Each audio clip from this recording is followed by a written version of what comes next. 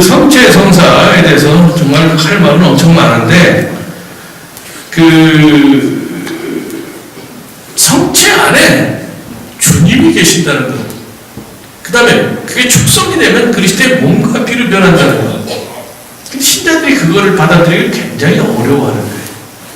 그걸 좀 더 말씀드리겠습니다. 최후 만찬 때 예수님은 빵을 쪼개주면서 너희를 위하여 내어주는 내 몸이다. 포도주 같은 잔을 주시면서 너희를 위하여 흘러는 내 피다. 이런 말씀을 하셔요.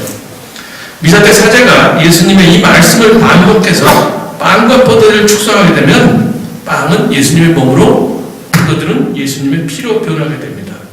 축성의 말씀으로서 빵과 포도주 안에 예수님이 현존하시게 되고, 그 현존의 힘으로 빵과 포도주는 변화해서 그분의 몸과 피로 되는 거죠. 사람 사이에서 누가 아주 훌륭한 분이 계시게 되면 분위기가 달라진단 말이에요. 그분이 떠나가다. 빵과 포도주 안에 부활하신 예수님이 보이진 않지만 현존하시게 되면 그 빵과 포도주는 변화가 돼서 그분의 몸이 된다, 그분의 피가 된다, 이렇게 생각하시면 된다는 거죠. 이거를 거룩한 변화다, 성변화다 이렇게 얘기하고, 학술적으로는 실체 변화다 그런 얘기를 해요. 중세 때 나온 말인데 실체는 뭐냐? 말하자면 본질이 변화가 된다는 거예요.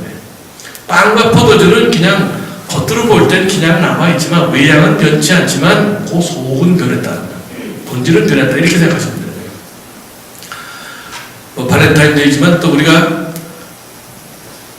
그 꽃 같은 걸 이렇게 서로 주고받을 때가 있죠. 모르겠어요. 지금은 연애 풍속도가 어떻게 되는지 모르지만 예전에는 사랑하는 사람한테 꽃을 선물한단 말이에요. 지금도 뭐 사실은 남편이 아내한테 꽃 좀 선물하면 좋을 것 같은데, 여자들은 나이가 들어도 꽃 선물해주면 되게 좋아하더라고요. 그래서 남편분들 쑥스러워하지 말고 가끔 꽃 선물 좀 하세요. 그러지 말고 좀 쓰세요. 그러면은 반찬이 많이 달라질 수 있고, 한 일주일 나는 잔소리 안 듣고 살 수 있을 것 같아요. 그래서 이제 정말 이렇게 누구한테 꽃을 준다, 사랑하는 마음으로, 내지는 정말 좋아하는 마음으로 꽃을 전해준다? 그럼 전해주는 순간 이 꽃은 사실은 변화가 되는 거죠. 눈에 보이진 않지만. 더 이상 꽃이 왜 있는 꽃하고 똑같은 게 아니에요. 속은 변했어요. 그 사람의 마음이, 정성이 담겨있기 때문에 그 꽃이 변화됐다, 그렇게 볼 수 있다는 거죠. 그 비슷한 이치로 생각하시면 된다는 거죠. 축성의 말씀과 함께 최후만찬 때 하신 예수님의 말씀을 미사 때 사제가 반복하게 되면 그 말씀의 힘으로 빵과 포도주 안에 예수님이 현존하시고, 그러면서 빵과 포도주가 변화가 됩니다. 그거를 가능하게 하는 분이 바로 성령이에요. 축성 전에 성령이 내려오시라고, 성령이 오시기를 바라는 그런 기도를 바친다는 거죠. 성령이 어떤 인명이냐? 세상 창조 때 하나님의 영이 함께 계셨어요. 무에서 유를 창조하는 그 창조 작업 때 하나님의 성령이 함께 하시죠. 창조의 영이에요. 하나님의 영은 아무것도 없는 세상 만물을 창조한 영이고, 또 죽음에서 생명을 불러일으키는 그런 영입니다. 성모님이 처녀의 몸으로 예수님을 잉태하실 수 있었던 것도 성령이 작용하셨기 때문에 가능한 거예요. 불가능한 것을 가능하게 하는 것이 바로 성령입니다. 무엇보다도 무에서 유를 창조하신 분이 하나님이고, 그걸 도와주신 분은 성령이에요.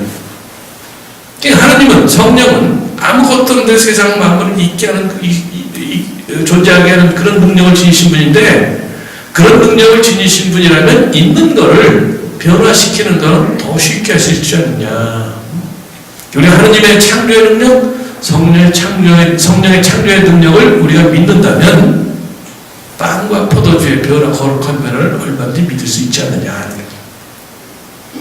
빵과 포도주 안에 예수님이 계시고, 그래서 이 빵이 축성 후에는 더 이상 빵이 아니라 예수님의 성체고, 포도주가 축성 후에는 그냥 포도주가 아니라 예수님의 피다고, 그거를 하시는 것이 바로 성령이고, 우리는 그걸 믿음으로 받아들인 거예요.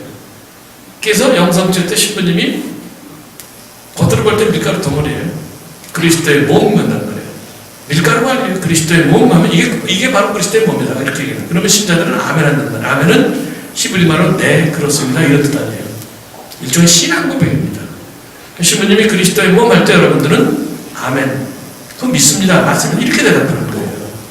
그러니까 아멘이라는 걸 똑바로 대답하셔야죠. 어떤 분들은 그냥 우물거리고 얘기 안 해요. 그러면 신부님은 반드시 그거를 점검을 해야 돼요. 사제는 성체를 올바로 전해야 할 의무가 있어요. 비신자에게 성체를 영해줄 수 없기 때문에 신자가 아닌 사람이 성체를 영하면 그걸 주지 말아야 됩니다. 믿음을 전제로 하는 거기 때문에. 그래서 어떤 사람이 아멘 안 하면 즉시 당신 영생 받았느냐 본명 물어보고 그런 다음에 확인한 다음에 성체를 주게 돼 있다는 거죠. 근데 이제 그 신자들 입장에서는 뭔가 불편한 거죠. 망신 준 것 같다고 막 나중에 따지는데 자기가 잘못해놓고 따지는 거예요. 가끔 본당에서 그런 일이 있어요. 그런 신부님이 웬만하니까 미안하고 넘어가는데 사실은 신자들이 자기가 아멘이라는 얘기를 안 했기 때문에 신부님 확인 작업 들어간 건데 자기가 망신당했다고 생각하고 신부님 따지는 건 잘못이야. 내 탓이라고 해야 되지 네 탓이라고 이렇게 하는 거예요. 명동 같은 데는 익명의 사람들이 너무 많기 때문에 정말 주의해서 보지만 안 됩니다. 본당은 대강 알기 때문에 그냥 뭐 이렇게 신자 아닌 사람을 이렇게 식별할 수 있지만 명동은 대부분 낯선 사람들이 오기 때문에 옆에 목사들이 부릅뜨고 그게 많이 진화를 해가지고 어떤 분들은 아주 뭐 천연덕스럽게 아멘하고 받아요. 그래서 가끔 이상하면 이제 저는 안 그랬습니다. 들은 얘기하면 이상한 사람 영생 받았어요? 네. 아닌 것 같은 거예요. 어떤 신부님이 기지를 발휘해서 남자인데 당신 분명히 마리아 맞죠? 그랬더니 네.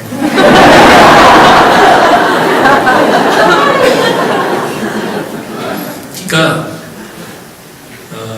이 그러니까 축성된 빵과 포도주 안에 성체 안에 예수님이 현존하시고 그리고 예수님 몸이라는 거 여기 가톨릭 신자의 핵심되는 믿음이에요. 핵심되는 교리가 핵심되는 거. 이걸 안 믿게 되면 사실 가톨릭 신자라고 할 수 없다는 것이죠.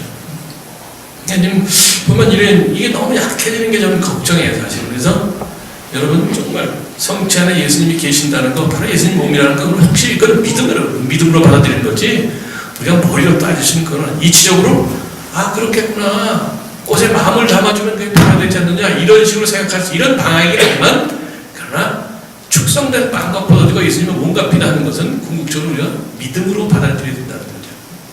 그걸 믿지 않는다면 사실은 천주교 신자 자격이 없다 그렇게 이해할 수 있다는 거죠. 그럼 빵과 포도주 안에 계신 예수님의 몸과 피 바로 예수님을 우리가 좀 더 가까이 느끼고 싶은데 어떻게 하면 되느냐 그러니까 인연성 얘기했죠. 여러분이 미사 준비를 잘 하셔야 돼요. 엠마오로 가는 제자들 이야기 있죠. 루카복음 24장에 보면 부활날 새벽에 제자들이 엠마오로 가는 거예요. 낙향하는 거예요. 예수님을 따라하는데 너무 허무하게 돌아가시니까 이제 다 끝났다. 그리고 이제 집어치고 가는 건데 그래도 예수님에 대한 미련이라고 해서 예수님에 대한 얘기를 하는데 왜 낯선 나그네가 오더니 뭔 얘기를 그렇게 하느냐. 나자렛 사람 예수님에 관한 얘기입니다. 근데 이 낯선 나그네가 성경을 구약 성경이에요. 그걸 들어가면서 메시아는 니네가 생각하는 것처럼 그렇게 승승장구하는 메시아가 아니라 고난을 겪은 다음에 비로소 영광이 된다는 거예요. 성경을 들어서 설명해 주는 거예요. 해가 뉘엿뉘엿질 무렵에 목적적인 엠마오에 다녔는데 나그네가 계속 갈 것 같으니까 우리 함께 머무르라고. 그래서 식사를 하는데 빵을 막 떼는데 그때 두 제자의 눈이 열려서 그 낯선 나그네가 부활하신 주님이라는 걸 알아봅니다. 그 순간에 예수님이 살아계셨다 그래요. 그때 두 제자가 하는 얘기가 뭐예요? 길에서 그분이 우리에게 성경 말씀을 해주실 때 우리 마음이 얼마나 불타올랐던가 그랬어요. 뜨거워졌던가. 길에서 낯선 나그네의 모습으로 오신 예수님이 두 제자에게 성경 말씀을 풀이해주신 건 뭐냐? 미사의 전반부인 말씀 전례를 상징합니다. 엠마오의 어느 집에 들어가서 빵을 나눌 때 빵을 나눴다는 건 뭐냐? 루카복음에서 빵을 나누는 것은 바로 성찬례, 미사를 의미하는 거예요. 빵을 나눌 때 예수님을 알아봤다 성찬전례를 의미합니다.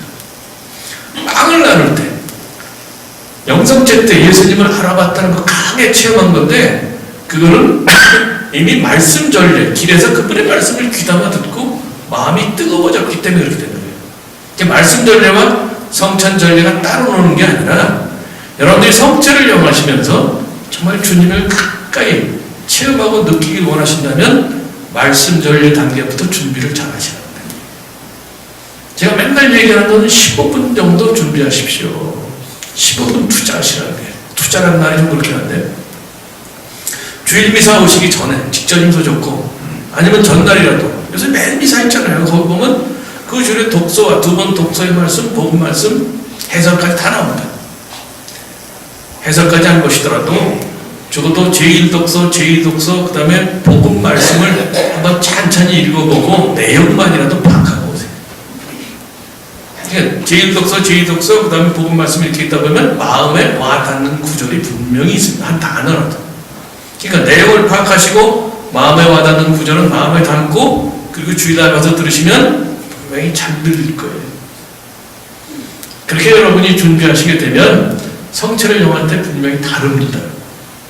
근데 한 번 하고 효과 없네 그러지 마시고 그다음 몇 번 해보세요.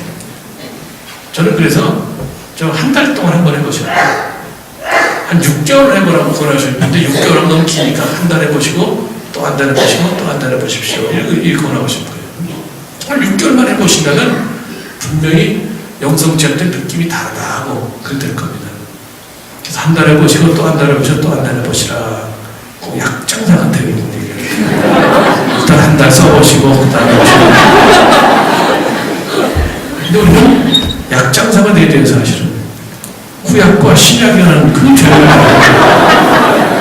그 검증된 약 아무리 먹어도 부작용이 있는 그 약을 우리가 못 받는 거 아니냐. 근데 그 구약과 신약이라는 좋은 약을 사람들한테 권하기 위해서는 어떻게 돼요? 우리가 그 약부터 먼저 그 약의 효험을 체험해야 될 거 아니에요.